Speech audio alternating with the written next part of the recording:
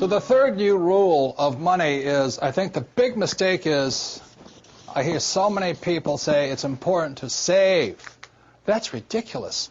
And the reason that's ridiculous is because what happened in 1971 is crucial.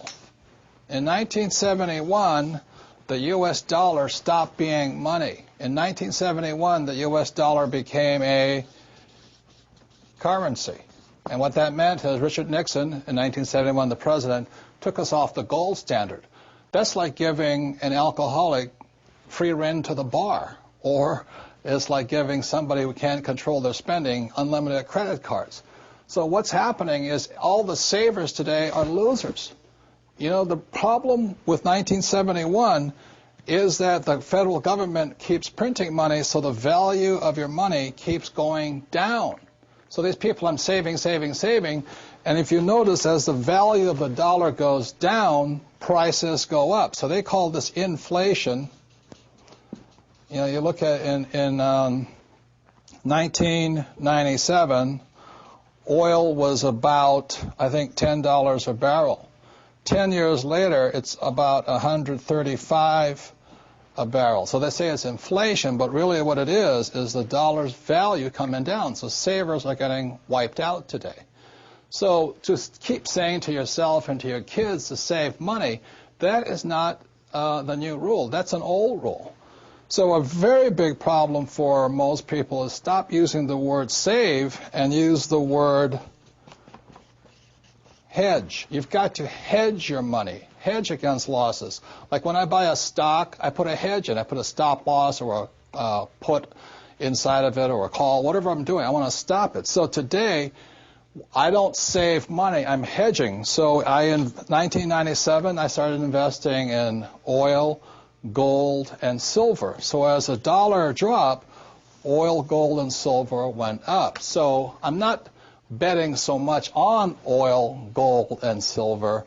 I'm betting against the U.S. dollar. And that's why this idea that you're going to tell people you need to save money, that's really, really an obsolete idea, because the idea went obsolete in 1971.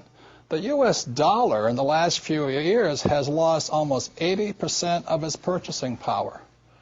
And the prediction is, because this has happened throughout history, it happened thousands of years ago with the Romans, with the Greeks, with the Germans, with the English, the Japanese, and the Chinese. Every time they've made money into a currency, something you could print at unlimited, every time that has happened, the currency has gone to its true value, which is zero. So I am afraid as this economic volatility continues, the savers who were operating by the old rules of money are just going to get wiped out because the purchasing power of their dollar is going to go down. So even if the bank's paying you 5 to 10% interest, you can't keep up with the banks printing money.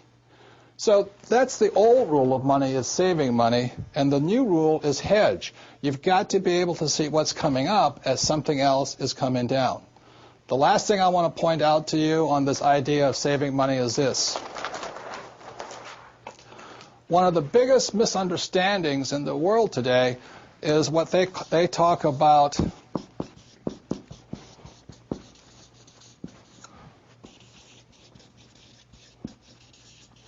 if I misspell again, apologize, is the U.S. Federal Reserve Bank, which I believe was created in 1913. In 1971, the reason 1971 is such an important time was because the U.S. Federal Reserve became the bank to the world. They could print as much money as they wanted. Never in the history of the world has anybody been allowed to print money for the rest of the world. Let me backtrack one more time. I talked about how the Romans did it, the Greeks did it, and all this. Every time people have done this, chaos has broken out, and that's why there's chaos in the world today. So in 1913, when the U.S. Federal Reserve Bank was created, they were basically allowed to print money for the world. Every time that has happened throughout history, a despot has arrived. For example, in 1933, a man named Adolf Hitler rose to power when the Weimar Republic was allowed to print as much money as it wanted to do.